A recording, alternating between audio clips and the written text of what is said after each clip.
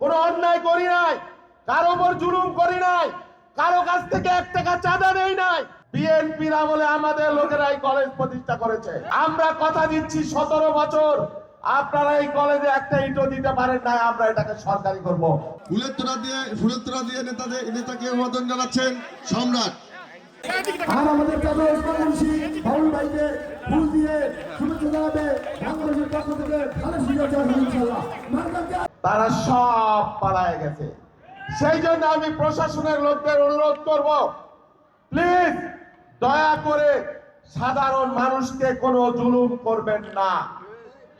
যারা চিহ্নিত, যারা অপরাধের সাথে যুক্ত, যারা অন্যায় করেছে তাদেরকে আপনারা গ্রেফতার করেন, তাদেরকে গ্রেফতার করেন।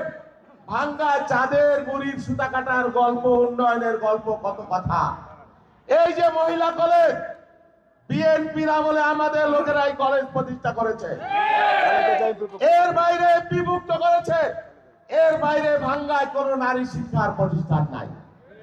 আমরা কথা দিচ্ছি 17 বছর আপনারা এই কলেজে একটা ইটও দিতে পারেন না, আমরা এটাকে সরকারি করব। আমরা প্রতিষ্ঠা করেছি, আমরা এটাকে সরকারি করব। উন্নয়নের গল্প, ক্ষমতাবান, মহা ক্ষমতাবান রাজার পরিবার।